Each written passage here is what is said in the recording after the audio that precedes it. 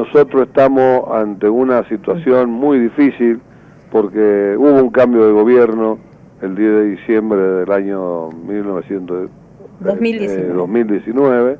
Hubo un cambio de gobierno que se la está viendo en figurilla porque tiene un arrastre de un gobierno que puso a la Argentina en default.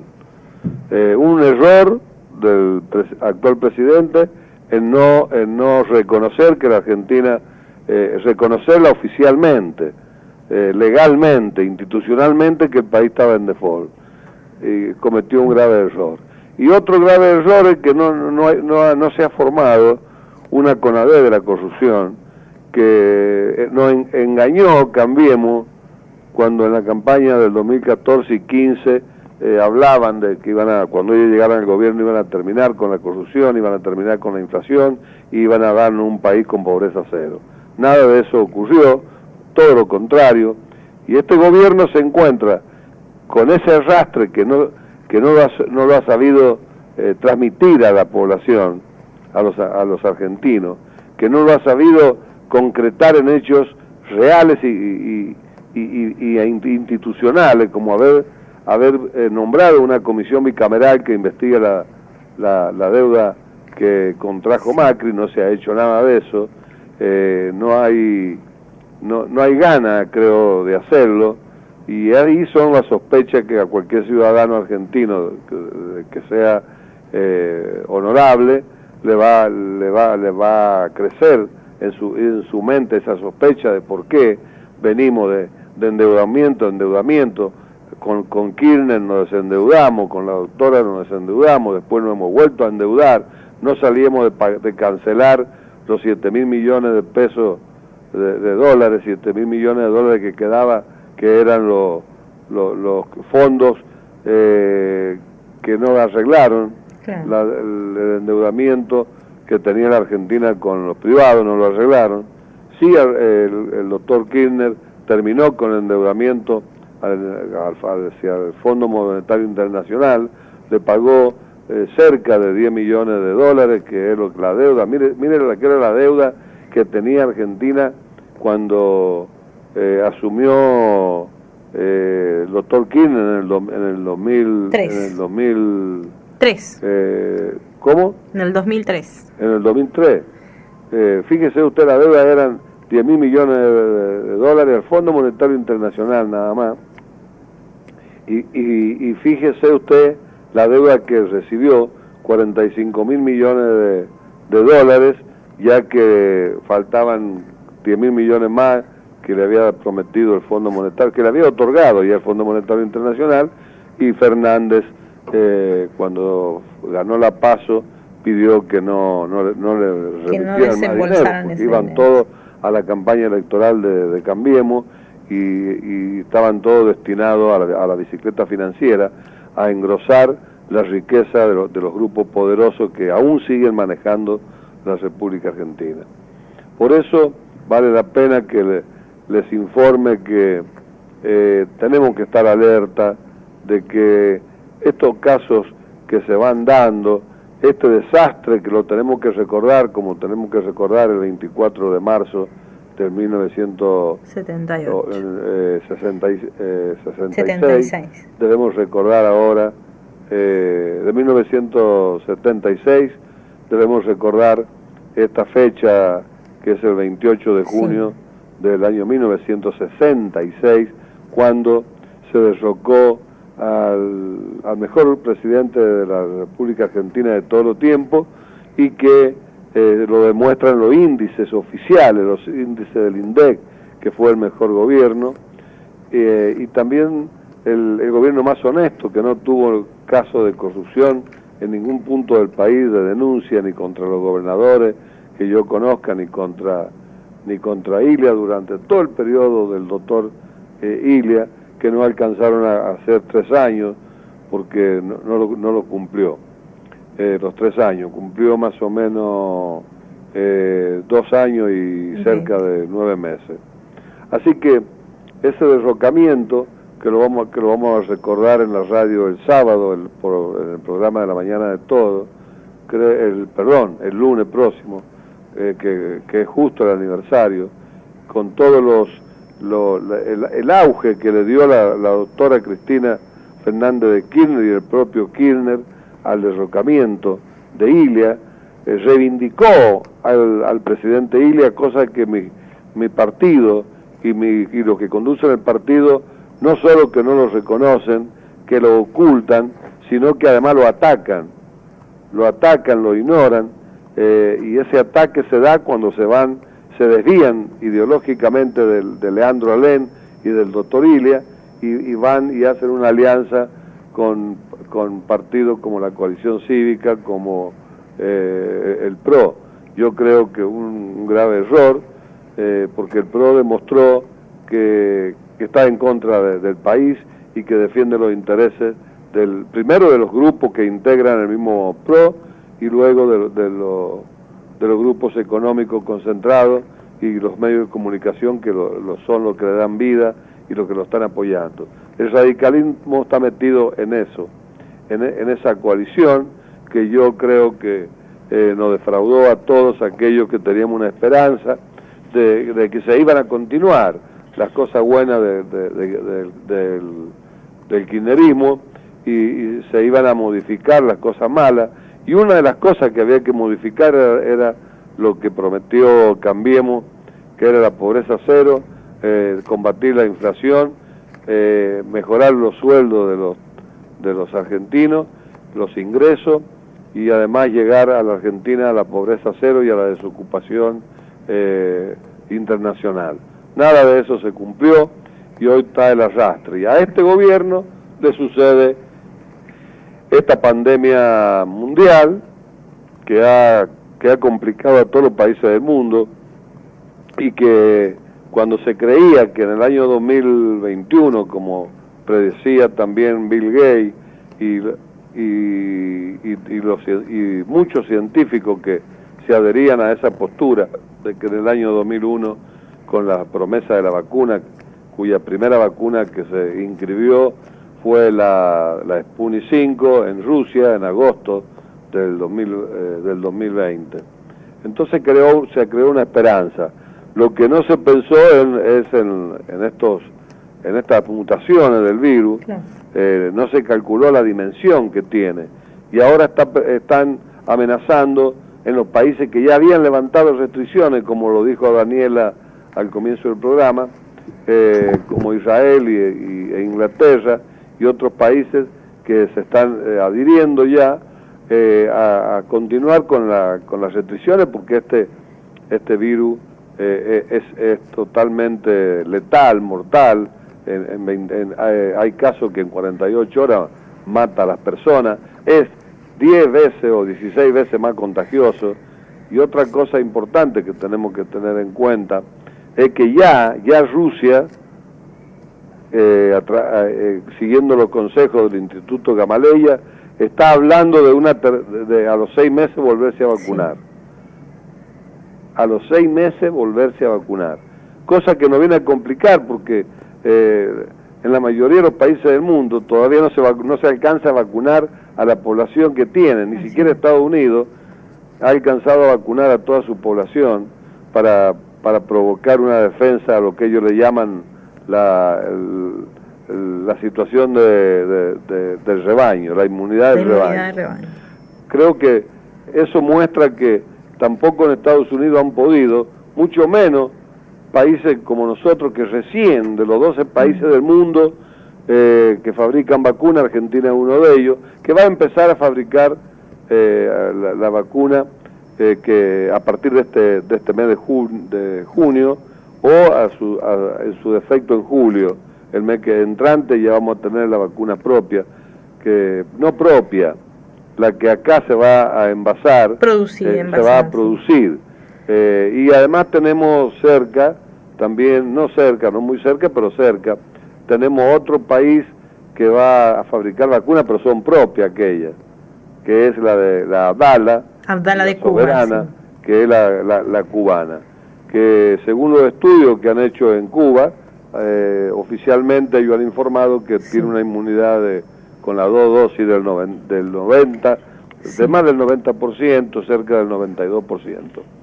Así que este gobierno se encuentra con todo este problema. Y una oposición infernal, incapaz de hacer una autocrítica de su fracaso, de su mentira, de la ruina que ha dejado el país. Es incapaz de hacer una autocrítica, sino que toman todos los diarios y televisión y medios de comunicación mayoritarios, que lo que tienen mayor tiraje, para ocultar todo su fracaso y comenzar a darle consejo a un gobierno que realmente no necesita consejo de Cambiemos, necesita consejo de los propios, empezando por la vicepresidenta de la Nación, en el discurso que dio en La Plata, sí, que ya hemos hablado y la gente lo conoce, y en la carta a los argentinos, donde dijo que esto lo tenemos que arreglar entre todos. Bueno, no hay voluntad de Cambiemos de colaborar, de la oposición, no hay una actitud firme del gobierno nacional. ¿Y por qué no hay una actitud firme? Primero porque los gobernadores, un importante número de gobernadores traicionan, no colaboran con el presidente, por un lado. Están jugando a la escondida, y están jugando, como dijo Monzó, que están pintados de amarillo. Entonces, por un lado no colaboran. Por otro, la misma población no ha tomado conciencia de esta situación que estamos narrando, que estoy diciendo. Y se manejan mucho con los medios de comunicaciones y con las redes sociales. Si bien es cierto, las redes sociales tienen su parte negativa, también tienen su parte positiva, y no sabemos hasta cuándo nos van a dar la libertad de escribir en las redes sociales, porque está manejado todo eso por Estados Unidos y por los poderes económicos dominantes de Estados Unidos. Así que tengamos conciencia de la que estamos atravesando, sepamos que nosotros hemos sido los primeros que hemos criticado, quizá lo único en el país que hemos criticado lo que hizo el Consejo del Salario, sí, y que el gobierno lo apoyó, que fue fijar un salario mínimo vital y móvil para el mes de febrero del año que viene de 29.160 pesos. Una desgracia, una lástima, y que ahora el gobierno ha reconocido el fracaso, justamente crean dudas, porque lo hace justamente en un periodo electoral. Claro. Se crea sospecha en los ciudadanos, y este país no necesitamos ya eso. No necesitamos que desde el poder, cualquiera sea el gobierno, cualquiera, comiencen a crear sospechas. Macri vivió haciendo, postergando aumentos previo a 5 o 4 o 5 meses antes de las elecciones. Ahora el gobierno, antes de las elecciones, larga esta barbaridad del salario mínimo vital y móvil, pone una sugerencia, empiezan a hacer pactos por menos de la inflación, los gremios que son los testigos, gremios testigos se le llaman los gremios que comienzan a hacer las paritarias, y los remata con una desgracia para todos los trabajadores del país cuando fija el salario mínimo vital y móvil en esa suma irrisoria. Bueno, ahora lo que prometió hacer en la campaña lo hace ahora. Pide que los aumentos salariales sean superior a la inflación, que lo dijeron también en enero de este año, y que no lo han cumplido. No lo han cumplido. Calculan mal la inflación, se le va la inflación, después comienzan a manipular los índices cuando hay aumentos que son exorbitantes, que no reflejan los datos de la inflación que da el INDEC, porque no toman en consideración esos alimentos o otras variables, doctor, sí, que aumentan. Entonces, quiero decirle que tampoco a los jubilados se le cumplió. Bueno, ahora que lo hacen, estamos a pocos meses de la primaria, entonces comienzan las sospechas. Y eso es lo que debe evitar un gobierno. No crear sospecha de que todas son medidas preelectorales, porque así no ha ido desde el derrocamiento del doctor Ilia hasta hoy. El doctor Ilia jamás tomó medidas económicas pensando en las elecciones. Gobernó pensando en el país, pensando en esa generación de los 60 y pensando en estas generaciones venideras. Y esto es lo que debe hacer un estadista. Por eso los sabios han dicho que un estadista piensa en la próxima elección, un estadista piensa en la próxima generación, en la futura generación, y un político piensa en las próximas elecciones. Y esto tenemos que tenerlo claro los ciudadanos. Lo tiene que tener claro el presidente, que tiene la bondad, un presidente macanudo, bueno, pero que un presidente que tiene que mostrar debilidad, porque arranca, toma una medida, retrocede, toma medidas, retrocede, y eso va dañando a la autoridad presidencial. Y Fernández tiene experiencia, porque tiene la escuela que le dejó a Fernández el doctor Kirchner. Jamás el doctor Kirchner, que tomó una medida, se echó atrás. La peleó. Y por eso su gobierno fue exitoso. Recuperó la autoridad presidencial. Pero con esto cizagueo, esta ida y vuelta, avance y retroceso, no le hace bien al propio presidente, no le hace bien a la figura presidencial, no nos hace bien a los argentinos y no nos le hace bien al país. Pero tenemos un presidente que hay que defenderlo, y bueno, ya en el 23 se sabrá lo que va a hacer, porque yo creo que esta situación de Argentina va a ir mejorando. Después de que se supere la pandemia va a mejorar, pero no va a arreglar la Argentina, porque si en la Argentina no se termina con los privilegios, con las prebendas y con la corrupción de los sectores dominantes, no se termina con los monopolios, no se termina con el poder oculto, que no es tan oculto, de los empresarios que manejan a los gobiernos, que están acostumbrados a manejar a los gobiernos por intermedio de la concentración económica, financiera y por intermedio de los medios de comunicación masivos, que son de ellos mismos, de esos mismos poderosos. Entonces, quiero dejar expresado esto y quiero que ustedes entiendan que hay otra voz en el mundo. Sí. Como el actual presidente de Salvador, de una república pobre, en permanente guerra interna, y tiene un presidente con un coraje que la verdad que da envidia, y lo van a ver ustedes. Ahora, si lo hace Bukele, ¿por qué no lo podemos hacer los argentinos? Tuvimos un presidente que lo inició, que fue Kirchner, y que bueno, y que luego se murió, como se murió Chávez también en Venezuela, y tenemos la Venezuela embargada, destrozada por el exterior, y bueno, y una Venezuela que, por supuesto, con mucho sufrimiento de su población. Pero no se estudian las causas. ¿Y por qué es así? En parte por la incapacidad de Maduro, pero mayormente por los embargos que le ha metido Estados Unidos a Venezuela. La tiene aislada económicamente, como a Cuba. Pero fíjese que mire lo que es Estados Unidos con su política errada para nosotros, para el resto del mundo, acertada para ellos y los países aliados. Fíjese, en las Naciones Unidas ha habido una votación para que se le levanten las sanciones y lo económicas y los embargos que lleva ya más de 56 años a Cuba.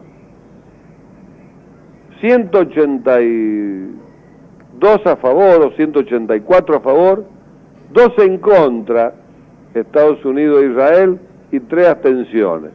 y 3 que se abstuvieron. Vamos a ver quiénes son los 3 que se abstuvieron, porque hablan de 3 abstenciones, pero la prensa no comunicó. No especifica, claro. No dio los detalles ampliados, quizás aisladamente, sí, de quiénes son los 3 que se abstuvieron. Pero 182 o 184 votos a favor de que terminaran con las sanciones a Cuba y con los embargos. No lo hacen porque Estados Unidos, aún con mire la democracia para el gobierno de Estados Unidos, para los gobiernos de Estados Unidos. Mire qué democracia. Votan en las Naciones Unidas con esa abrumadora, prácticamente inexistente, voto en contra, 2 votos en contra, sí, y no se puede aplicar la resolución. No hace caso Estados Unidos. Doctor, 3 abstenciones. De democracia y de derechos humanos. Sí, doctor, 3 abstenciones. Ucrania, Emiratos Árabes Unidos y por segunda vez Colombia. Bueno, ¿ha visto? ¿Ha visto quiénes son? Uh-huh. Ni siquiera Brasil, fíjese. Ni siquiera Bolsonaro, que llama la atención. Por eso le digo que estamos en una desinformación total y donde los ciudadanos, por la miseria y la pobreza y la indigencia, no nos dejan pensar. No nos dejan pensar. Entonces nos tragamos lo que los medios de comunicación dicen, como dice Noam Chomsky, que los medios de comunicación manipulan la mente humana, destruyen los cerebros y son más peligrosos que la bomba atómica, que Estados Unidos es más peligroso que la bomba atómica. Fíjese usted la definición que da un científico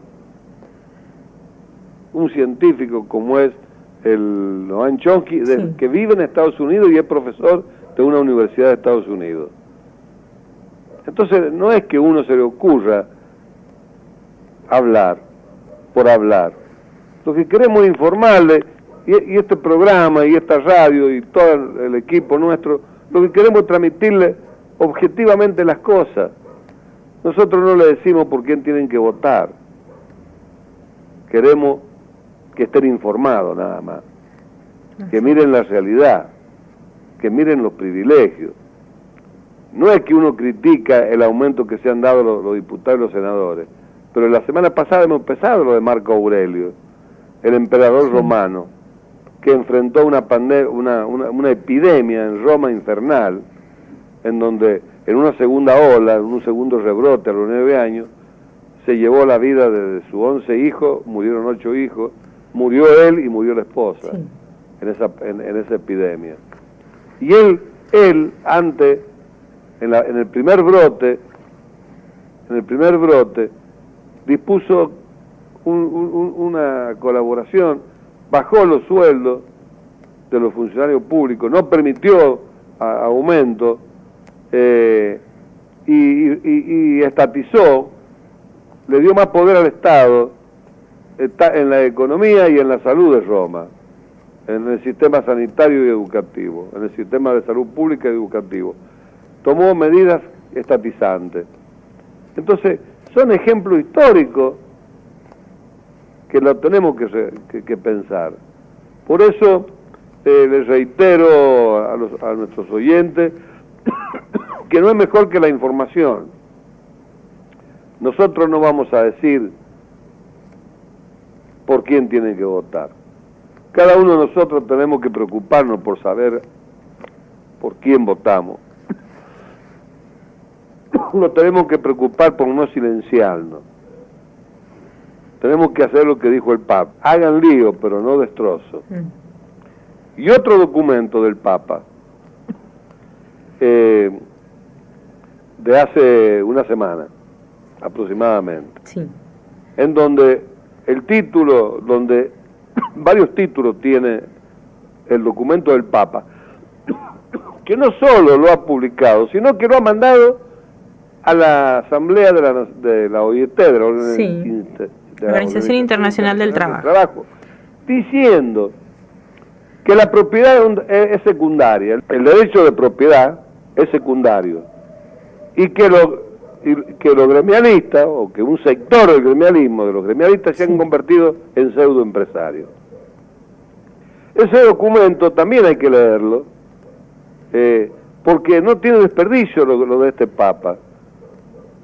Y después yo le voy a mandar, le voy a decir que esos documentos se los he enviado al doctor Gattoni, al gobernador, a Rueda, se lo he enviado a muchos políticos sanjuaninos, y a Mordachi, y Mordachi me contestó con una ironía, y después yo le contesté y no pudo contestar más. También se lo voy a hacer leer el próximo sábado, en que yo voy a va a estar presente en el estudio. Posiblemente voy a estar en vivo en el programa. Así que bueno, vamos a continuar con el desarrollo. Sí, doctor. Le quería dar esta información, decir que ya está recomendando Gamaleya a los 6 meses volverse a vacunar. Sí. Con otra dosis. Y ya la alerta en Inglaterra y la alerta en Israel. Tomemos las cosas en serio. Y tenemos que evitar una tercera ola en Argentina. Tenemos que evitarla. Exacto. Y en eso tenemos un importante rol los ciudadanos. Estamos muy contagiados. Hay muchos contagios en San Juan. Posiblemente ya cerca de la mitad de la población sanjuanina han pasado por el COVID, han tenido COVID o están teniendo el COVID. No hay datos oficiales, porque los datos oficiales salen de los insopados y de lo que se registran cuando insopan el estado, la salud pública de la provincia, no cuando se insopan privadamente o cuando no consideran los números de familia entera, en donde hay familia entera que quizás se salva uno de los contagios, y en donde hay muerte de matrimonio y algunos hijos. Tenemos que decir la verdad, hay que informar para que la gente entienda esto, y los antivacunas y los anticuarentena han hecho mucho daño. Si bien es cierto, nunca arrimaron una forma como era de cuarentena asistida. Jamás la oposición lo arrimó. Lo único que hizo es mandar al país al bombo con toda la movilización y banderazo y infundirle miedo a la gente que no se quiere vacunar. Entonces han actuado en perjuicio de la vida de los argentinos y de los sanjuaninos, y no quieren asumir esta realidad. Hasta Macri se dio el lujo de decir que era una gripecita. Después, cuando vio toda la reacción en contra de propio gente de Cambiemos, salió a pedir perdón. Pero no, ese perdón es hipócrita, es mentiroso, porque él está convencido, no le interesa la vida de los argentinos. No le interesa, como cuando dijo que iba a ser el último argentino que se vacunaba, y fue uno de los primeros que se fue a Miami a vacunarse, a Estados Unidos. Entonces, no volvamos a insistir sobre cosas que ya están clarísimas, pero tenemos que insistir. No nos da ganas de insistir, pero tenemos que insistir en estos consejos para que abramos los ojos y para que el gobierno nacional tenga un poquito más de firmeza. Y acá hace falta una CONADE de la corrupción.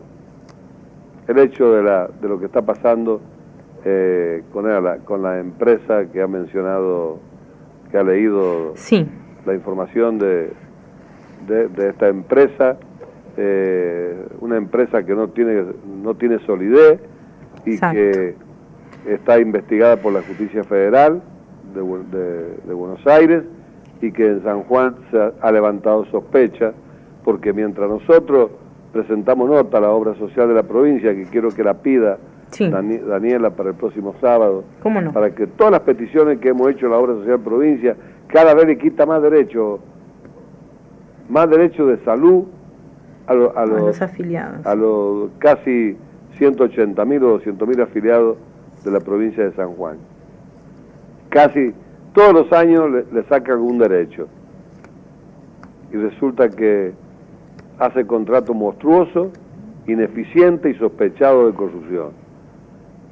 Mientras la Argentina no termine con el flagelo de la corrupción, de las corporaciones y de los privilegios, la Argentina podrá mejorar, pero no va a salir de terapia intensiva los argentinos, porque la clase dominante, los que tienen privilegios, no tienen problemas.